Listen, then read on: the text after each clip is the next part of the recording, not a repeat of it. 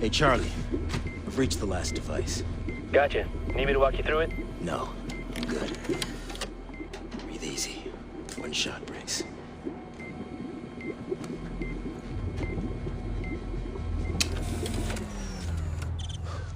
Piece of cake. Oh, shit, Charlie. I think I pulled a red wire. Is that bad? Whoa, what? No, yes, get out of there! Gotcha. Asshole. Should I get it? I don't want to get it now. I don't know. It's got a good score, but is it worth it? Hello everyone, my name is Rox and thank you so much for checking out my gaming channel where I ask the question, is it worth it or should I wait for a price drop? Well, today we're going to talk about Splinter Cell's Blacklist. I have history with the Splinter Cell series because it was one of the initial titles that brought me over to the Xbox many years ago when I was so loyal to Sony's PlayStation. Back then I only owned a few games with the Xbox and I honestly didn't know if I was going to stick with the system because I just didn't know if I was going to like their exclusives. But gratefully I played a game called Splinter Cell and I fell in love with the stealth gameplay.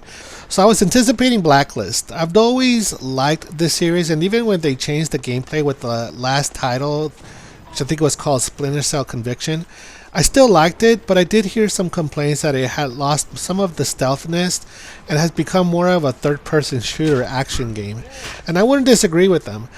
But in the Splinter Cell Blacklist, they bring it back and man is it cooler than ever. You still play as Sam Fisher, and from what I understand, the voice actor is played by another person, not the original guy from the previous games. So if you're used to hearing the that voice, you know, the one that you're so used to hearing, you might get thrown off a little. But still, this guy does a decent enough job. For aerial recon, we've got bigger problems. Dad. Anyway, if you are following the story of Sam and what's happened to him since Double Agent and Conviction, you'll know that his daughter was discovered to be alive and Lambert was KIA, and the only returning character is Anna Grimm something, and Sam refers to her as Grimm. She's been there since the beginning and also assists Sam with some tech support and other stuff. So the story goes that there are these terrorists known as the Engineers who have created a blacklist of locations that will attack if the United States doesn't remove all of their military presence from around the globe. Soldiers in 153 countries. Bring your troops home. Your troops home. Now. Or every week, we will attack you. And it's up to 4th Echelon led by Anna to find these yahoos before time expires in Supernova on America. The game gives you 3 ways to do and finish your objectives. They are Stealth, Panther, and Assault. I prefer Stealth, and I don't know why anyone else would want to play it any other way, but to each their own. Once the game gets on its way, all of the missions can be triggered from the plane's SMI system. I'll get you up to speed on the plane. Prototype military transport. Loaded with custom modifications. Armory, infirmary, holding cell. Every resource that you'd have on the ground. Led by some cutscenes to why those missions are relevant to the big mission. You can also do other missions only accessed by talking to each individual character on the plane to unlock special intel for more rewards or special weapons that can be accessed through Charlie, the group's tech guy.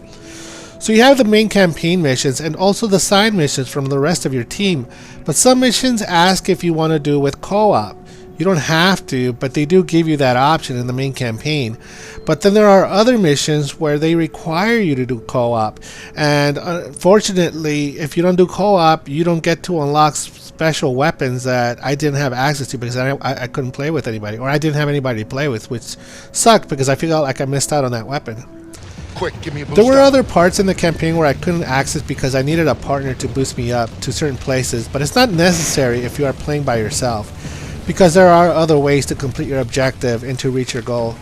Although playing with someone else could make the mission finish quicker if they are good, but annoying if they are bad because they just raised the alarm and it's all of a sudden up to you to finish it. Coming to America. Anything else, Chief? Let Sarah know I'll be offline for a few days. Sarah, she's still single, right? No? I'm gonna take that as a no. During missions, sometimes you are given intel to take down but not kill high-profile targets for more cash to be spent on your gear, but they're not crucial to the main campaign. Since I like playing stealth, I only spent on gear that helped my stealth abilities, like better outfits, gadgets, and weapons that help me hide in the shadows more. I didn't bother so much with Panther or Assault myself, but the options for improving gear and outfits for those type of game types, they are there. The gameplay is solid. You can easily move around the infiltrated areas. You usually have 2 or 3 ways of accessing certain objectives, like going through a door silently or creeping through a window. Depending on the difficulty, the AI is pretty smart and will flank you when they can. And they'll even notice if one of their own is no longer on radio contact or is not even making the rounds anymore, walking around, and they'll check to see if he's okay. They'll raise their awareness if they find a dead body on the floor and start searching for an intruder. Now, like Call of Duty Ghost, these guys actually have dogs now, and these dogs could be so annoying because you can be as hidden as much as you want, but it doesn't matter. If those dogs smell you, they'll start barking towards your direction, getting the enemy's attention to go investigate your current location, and it's all over. Controls are pretty easy, but I didn't like the wheel. It took a while for me to get used to. Holding down the D-pad opens it up, and then you have to, by free will, highlight the gadget that you want to use, and then set it as a hotkey for the left bumper. Tapping the left bumper executes the command. The gadgets are cool. My favorite was the little copter that shoots electric darts to stun and knock out the enemies. Noisemakers are back, and the sticky cam is also fun to use. Not all gadgets worked on all the AI. There are 3 types of human AI: those without helmets, those with helmets, and those with helmets and armor. The only way to take out the heaviest soldiers was through close quarter combat kills. You know, you have to be really close in order to take those guys out. The locations and environments were very well designed for this type of gameplay. There were both day and night scenarios that extended around the world. Textures were nice, and the use of light and shadow looked very good. Sound effects like water splashing with footsteps also sounded authentic. Both worked against you though when an enemy hears you coming from behind. The multiplayer can be fun in my opinion, but to access it you must load the single player 4 echelon plane, and from the SMI system you access the Mercs and Spies menu. Once there you can get into the Spy vs Mercs, TDM, and 2 other game modes. They can be fun, but they really don't hold your attention for very long. I think this type of game can only appeal to certain gamers who are looking for this type of game type. So if you want something more fast-paced, you might want to look elsewhere. But if you like silent kills and hiding in shadows, then give it a try. It might be something you're looking for. Thank you. Thank you. Who are you? CIA? Oh, you have got to be fucking shitting me! Fisher, if this is about what happened in DC... Shut up. Sam, what's No, don't! Okay, so we're at judgment time. What do I think the game is worth? Well, with a solid gameplay, and this game was up my alley of stealth, there is no comparison to other stealth games. This is by far the best of the best. I had a lot of fun playing this game when I played.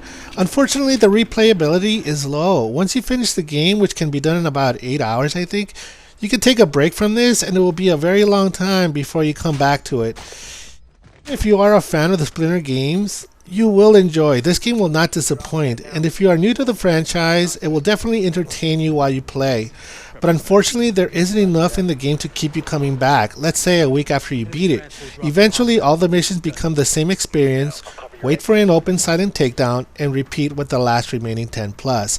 I do recommend this game, but not at its full price. You can get past the buyer's remorse if you pick it up at $19.99. That way you can buy yourself a copy, one for your favorite friend, and the both of you can do co-op together and get a better experience out of it. I also want you to know that just because I gave it a low price doesn't mean that it's an awful game. It's far from that. In fact, it's a good experience and fun to play, but I don't feel there is enough content in the game to justify a huge price tag. Shitty week. Am I right? This guy. Ugh. What? Who the fuck is this guy? Well, you guys, we're at the end of the video, and thank you so much for giving me your time. If you liked the video, don't forget to hit a thumbs up, leave me a like, let me know that you guys are enjoying these videos. Also, support the channel by sharing the video. Leave me a comment letting me know which is your favorite Splinter Cell game. Also, don't miss an episode. Hit the subscribe button. I'll be putting out more reviews and Let's Plays, and you'll never know when I might put out something you might enjoy. Again, you guys, my name is Rox, and I'll check you guys out next time.